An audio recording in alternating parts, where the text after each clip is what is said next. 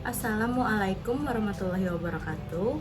Perkenalkan, nama saya Marfuah. Saya dari mahasiswa Pascasarjana Fakultas Magister Pendidikan Anak Usia Dini, Universitas Lambung Mangkurat, Banjarmasin.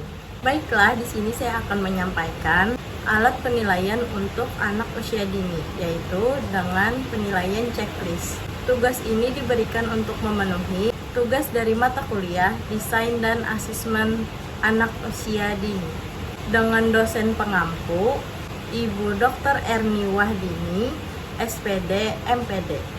Baik, langsung saja ke penjelasannya. Itu tadi perkenalan dari saya.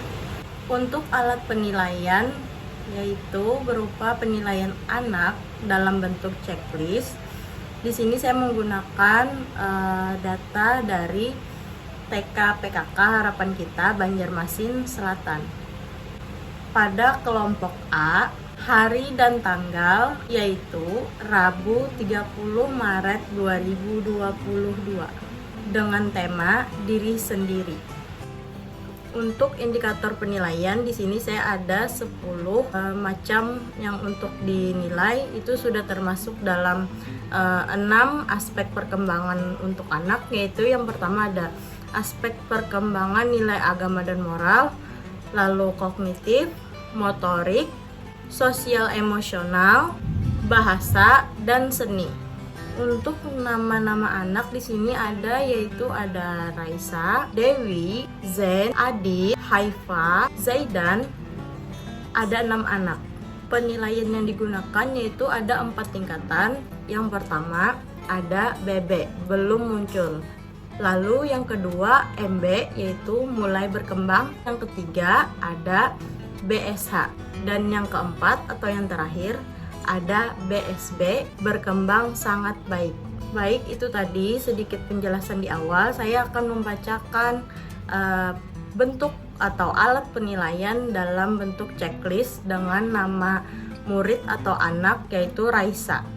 Indikator yang pertama yaitu terbiasa mengucapkan rasa syukur terhadap ciptaan Tuhan. Itu termasuk dalam indikator penilaian, termasuk aspek perkembangan nilai agama dan moral dengan kode 1. Di sini Raisa mendapat penilaian BSH karena Raisa bisa melakukan kegiatannya dengan mandiri dan konsisten tanpa harus dibimbing atau diingatkan oleh ibu guru. Lalu, indikator yang kedua, berdoa sebelum belajar dan sesudah belajar. Itu termasuk dalam aspek perkembangan nilai agama dan moral dengan kode 1. Dan Raisa mendapat penilaian BSH karena Raisa bisa membaca doa dengan secara mandiri tanpa dicontohkan oleh ibu guru. Baik, indikator yang ketiga itu ada terbiasa mencuci tangan dan menggosok gigi. Itu termasuk dalam aspek perkembangan motorik, dan Raisa mendapat nilai MB karena Raisa melakukan kegiatan tersebut tadi itu masih perlu bimbingan dan harus diingatkan oleh guru. Indikator yang keempat yaitu adalah menyebutkan nama anggota bagian tubuh dan fungsi anggota tubuh. Termasuk dalam aspek perkembangan bahasa, Raisa mendapat nilai MB karena Raisa saat ditanya itu masih harus diingatkan atau dibantu oleh ibu guru untuk menjawab. Indikator yang kelima yaitu terbiasa merawat diri sesuai tata caranya, termasuk indikator motorik dan kognitif dengan kode 3 dan 4. Raisa mendapat nilai MB karena Raisa masih harus diingatkan oleh guru. Untuk indikator yang keenam yaitu terbiasa untuk berlaku ramah, termasuk dalam aspek perkembangan sosial emosional yaitu dengan kode 2. Raisa mendapatkan nilai MB karena Raisa masih perlu diingatkan atau dicontohkan oleh ibu guru bagaimana bersikap ramah terhadap teman di kelasnya.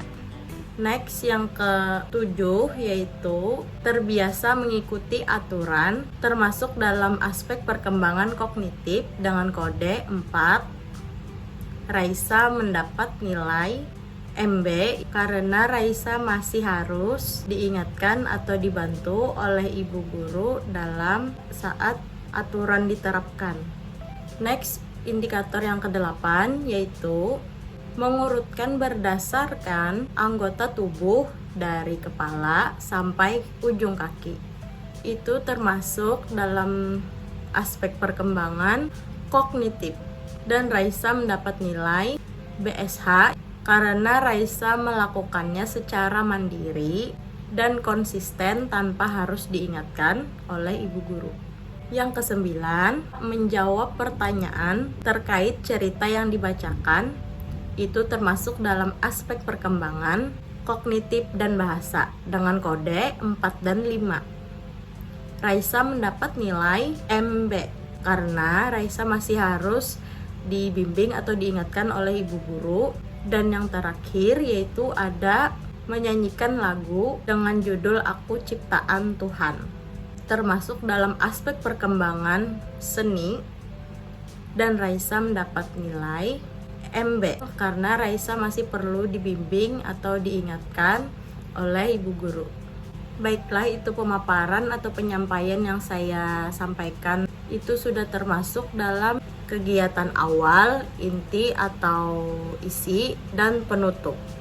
Itu saja yang dapat saya sampaikan. Terima kasih. Mohon maaf jika ada salah kata maupun hilaf, dan jika ada kurang dalam penyampaian saya ucapkan mohon maaf. Saya akhiri dengan Assalamualaikum warahmatullahi wabarakatuh.